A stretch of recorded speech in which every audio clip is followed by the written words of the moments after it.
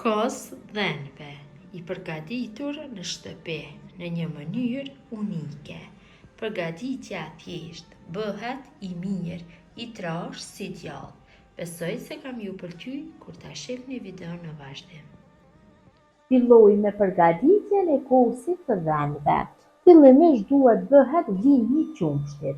Mirëpo para se të bëhet vllimi I qumshtit, në tenxhere vlojmë ujë. Këtë e bëjmë që mos na fermentohet qumshti, mos na prishet, sepse në tenxhere më parë kemi përgatitur gjellëra të ndryshme dhe në këtë mënyrë sigurohemi që mos na prishet qumshti. Pra uji ka vlu, tash ujin do e largoj nga tenxheria. Kemi larguar ujin nga tenxheria, tash tenxherën e vendosim në zjarr. Sipër tenxherës vendosim një kulluese dhe sipër kullueses e vendosim një shamin të pastër apo ndonjë material pluhure, I cilën e përdorni vetëm se për prodhime qumshtore. Tash e kaloj na qumshtin. Unë kam 1,5 litër me qumsht dhenësh, është bio. I marketit nuk bën asesi dhe është vështirë të gjendet nëpër marketet qumshti I dhenve, kështu me bio vërtet kosi do bëhet shumë I mirë. Tash e shtojmë kështu dhe bëjmë kullimin. Patjetër duhet që të bëhet kullimi I qumshtit. Shumë e rëndësishme është kullimi.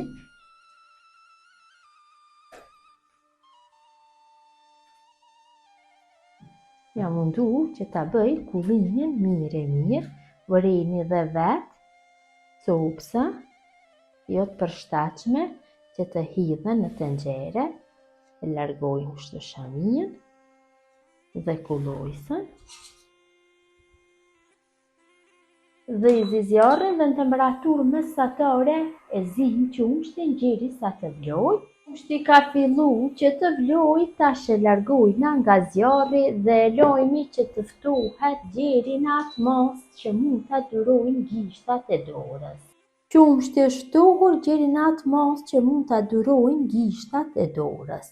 Tash bëjmë zërjen e qumshtit që ta bëjmë kos. Zërjen e qumshtit mund ta bëjmë dhe me kos lope, pra në fillim e përgatisim majën e kosit. Kështu unë kam këtu kos lope. Pas jetoj në Republikën e Maqedonisë Veriore, zakonisht marr nga prodhimet e buçen kozjakit dhe me këtë bëhet zërja e kosit shumë mirë. Ju mund ta bëni zërjen e kosit dhenve me kos dhenve ose me kos lope, nuk do ketë problem. Pasi kam pas 1,5 litër me qumsht, do shtoj 1 lugë e gjysmë të gjellës me kos. Pra kosi buçen kozjakit bën zërjen e qumshtit shumë mirë dhe marrim kështu kajmakun. Thuaj se 1 garushte me qumsht e mbushim dhe kajmakun dhe e hedhim te kosi. Dhe masën e përzim mirë. Pra kjo është maja e kosit. Përzim derisa ta fitojmë një masë të njëtrajtshme. Pasi kam bërë përzirjen mirë, tash qumshtin do e kaloj në përenët ku do bëj zërjen. Unë kam zgjedh këto tavat e baltës apo dheut që t'ja merr bash atë shijen dhe pamjen bash tradicionale. Kështu I mbushim tavat me qumsht.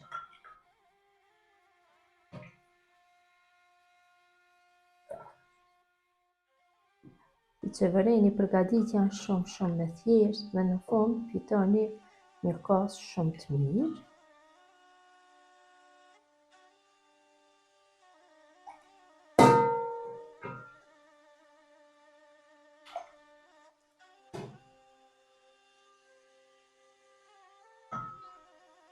Kam mbushur të 3 tavat e dheut. Ju mund ta përgatisni nëpër kavanose, qelqit, ndonjë enë plastike.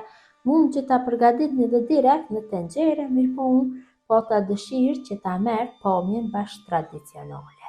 Tash të secila tavë do shtoj kështu nga 3 lugë gjellët mbushura plot me maja kosi dhe e përzij mirë. Kështu në këtë mënyrë veproj me të trijat.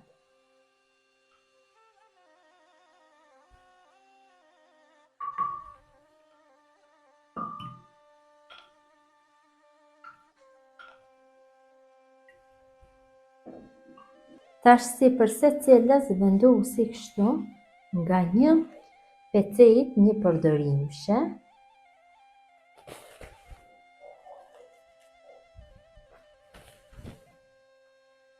Qofse keni kapak i vendosni, unë ja vendosi si për secilës nga një pjatë vogël.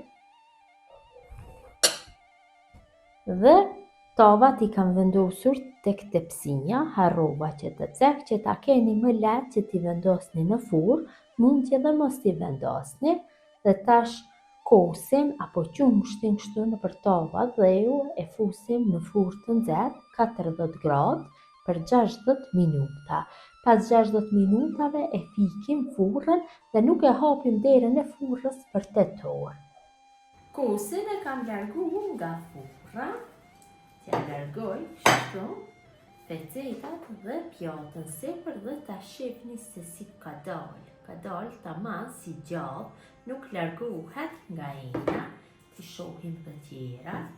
Dhe tjera janë në atë mënyrë, kosi është i trash, po thuaj se si gjallë.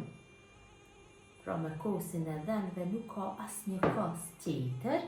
Tash i morim dhe i vendosim në frigorifer dhe i lojmë që të ftohen më së paku për 5-6 orë dhe më pas do jetë gati për konsumim.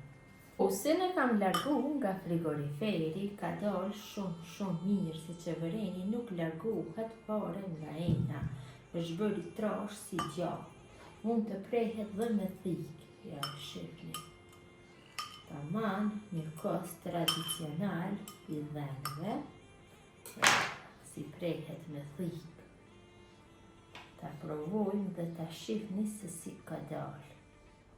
Ja dhe si duket, vërtet ka dalë shumë mirë. Besoj si u ka pëlqyer mënyra se si përgatis unë kos tradicional të dhenve në një mënyrë unike. Gjithë ju që përgatisni në këtë mënyrë ju bëft mirë, ju falenderoj që ndoni kohë vazhdimisht për recetat e mia, jepni komente të bukura, mirëbeqje nga sofra shqiptare deri në recetën e radhës.